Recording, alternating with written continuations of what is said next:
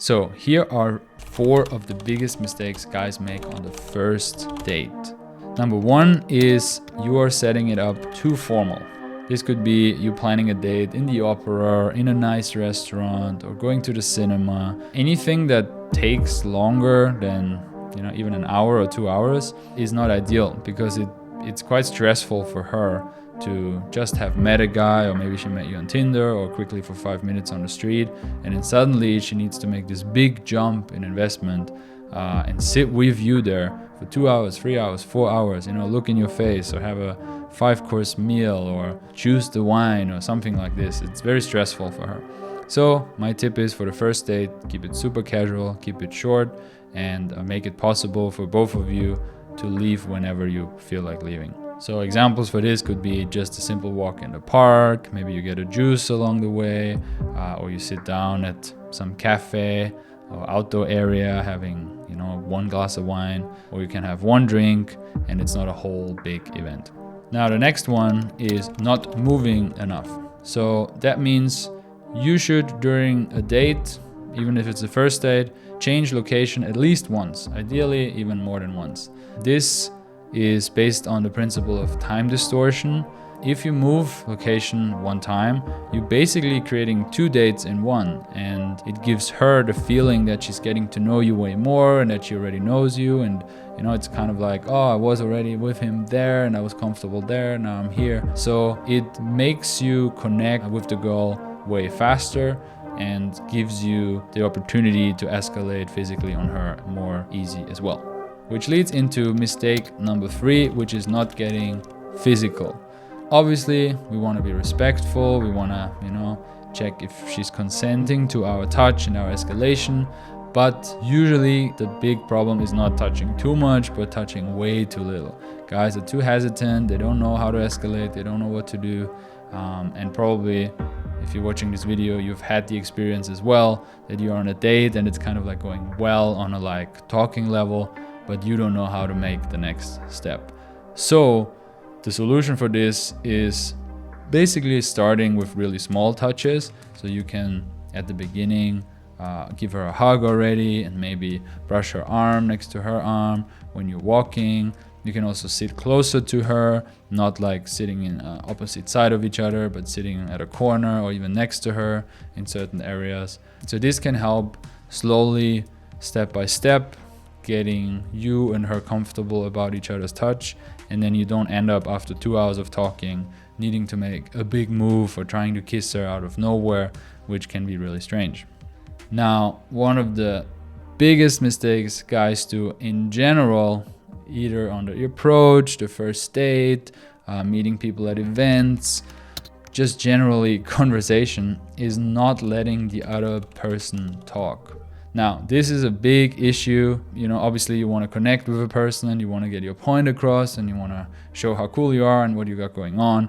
But you trying to talk your way into getting approval is causing the opposite effect. It's annoying, she doesn't really care, and mainly she doesn't get to share about herself. And you also not getting to know her. So there's so many negative things that are happening when you're constantly talking, interrupting, not leaving pauses. And on top of all that, it becomes a very factual conversation, and it leaves out the sexual tension. You don't take time for strong eye contact or making her feel aroused by you just staring at her for a little bit. Also, it doesn't enable her to just relax next to you for a while. So it's a very common problem, and one that really destroys the whole energy and atmosphere that a date could have. 2 advanced tips that I want to give you with the end of this video is 2 things that girls will do and always do, and if you complain about it, will make you look really stupid and non-calibrated and aggressive. The first one is you complaining about her being late. Now, of course, your time is valuable and should be respected, and there's a limit, right? If a girl is 2 hours late, or you're meeting the same girl and she's always late, or she makes up weird stories of why she was late and she's lying, obviously you should draw your boundaries. But if you are perfectly on time and she's a couple minutes late, it's her feminine energy. She just needs more time to get ready. She's chaotic. She's not, if she would be so smart with time management, she would probably not even meet you because she has some job somewhere. So get used to that. Girls will be late. They're always a little bit late. Hotter girls are usually even later because they get away with it. And usually the world has taught them how to behave, and they're behaving that way. So you as a single guy won't be able to change that. So bring a book, bring your phone, have some tasks, bring a Kindle, listen to a podcast, use the time to meditate, use the time to approach another girl in front of the cafe. It's no big deal. It's only a big deal if you feel like you lost the time. You can just plan ahead and use the time productively, and then she shows up and you can be in a relaxed mood. One life hack is just always expect her to be late, and then if she shows up on time, then it's a nice surprise. Another common complaint that guys have is when a girl is on her phone, right? Usually, if you meet only for a very short amount of time, that might be not an issue. But if the date goes on, or you're in a restaurant or some event, there might be times where she looks at the phone, either for a longer time because she's catching up on stuff, or something is happening, or she's just in the habit of looking at her phone when there is something. Now, different people have different relationships to their phone and different kind of standards and behaviors of how fast they respond or how long they go without the phone. But the main thing to understand is just like, that's the world we live in now, where a lot of people just react to the notifications. And me personally think that's super annoying, but I just have to accept that, just because I have all my notifications off and I sometimes take hours and days to respond to people doesn't mean I can enforce that behavior on everyone who is around me all the time. So if you become the guy who becomes like salty, of like, oh, you're always on your phone, or you're addicted to your phone, or you're checking your Instagram likes, it will just show you're not calibrated, you don't really understand the world she lives in, and it makes you look a bit like a loser. So don't do that, just accept it. Use the time when she's on the phone to check your messages. Maybe somebody texted you, maybe one of your coworkers or employees or partners need something from you, or you just use the time to again meditate and calibrate and relax. Now, in a perfect world, of course, everybody's always present all the time, and we leave our phones at home, and we really get to know each other and connect on a deeper level. But that's just not the world we live in currently. Phones are around all of us. It's almost like an extension of our body.